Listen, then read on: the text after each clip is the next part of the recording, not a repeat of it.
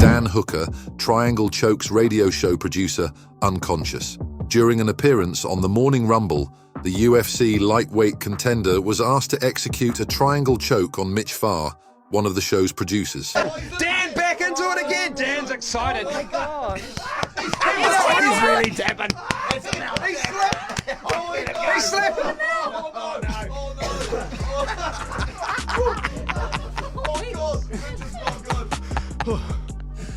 Hey, Right, Mitch? Yeah, I'm right. What's going on? Well, we're back. It's 2024.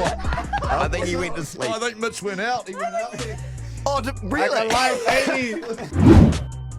Daniel Cormier weighs in why Tony Ferguson should consider retiring from UFC. I believe that Tony Ferguson should retire. And I really try to limit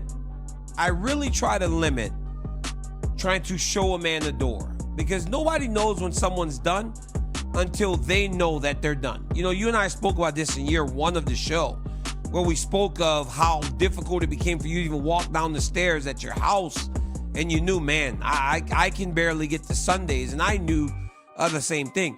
Only Tony knows when it's time. But it seems as though he's the only one left that isn't sure. Everybody else feels pretty certain that that time has come for Tony Ferguson.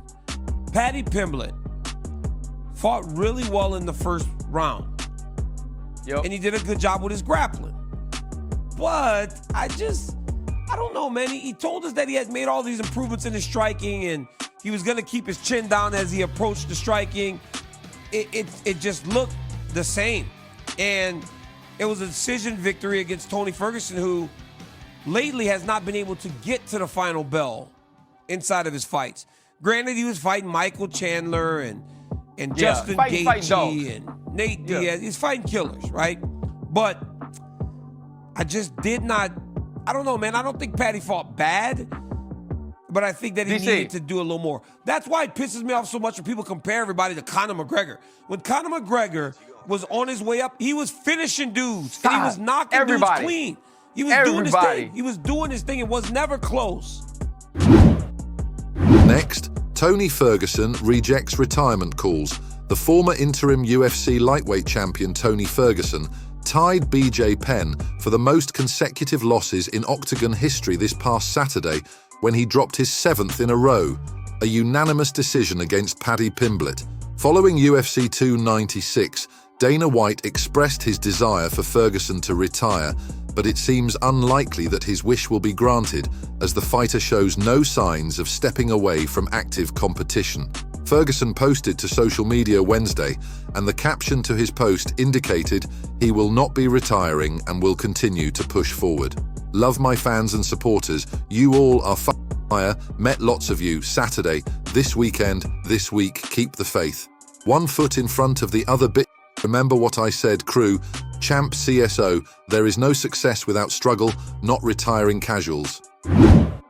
Belal Muhammad responds after being denied for UFC title. Would you have rather have fought? For sure, Leon now. Now, especially just because of the way Leon's talking and, you know, acting like I don't deserve it. And I'm looking at this guy like, man, you're really sounding real dumb right now. And it's just pissing me off more than anything. Because you were in this position 3 years ago. You were in this position where you had this long streak and nobody gave you a shot. So you know how it feels. So the fact that you're acting like, oh man, he hasn't earned it yet, you moron. I'm on a 9-fight winning streak. 5 of those fights are against top 10 guys.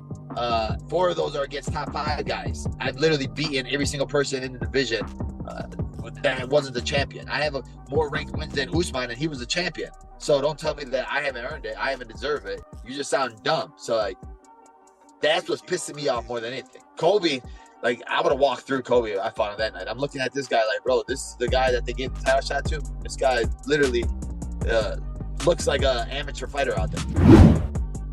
John Anik reacts to Covington's mention of Edwards' father at UFC 296.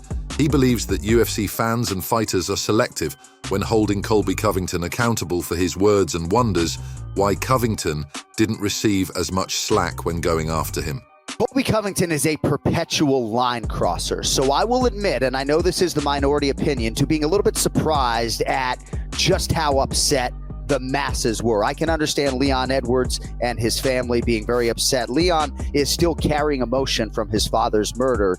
Even if his father wasn't necessarily a doting dad or a good guy, he's still carrying those emotions however many years later. He was brought to tears backstage. I can understand all of that.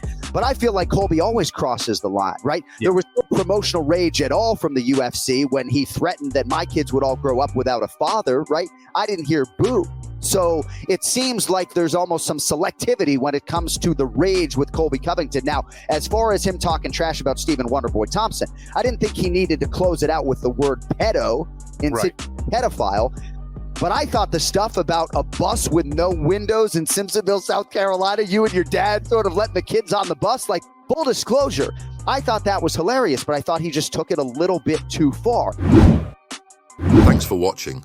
For daily MMA news and content, subscribe to MMA Smash and click the bell icon to be notified when we post videos.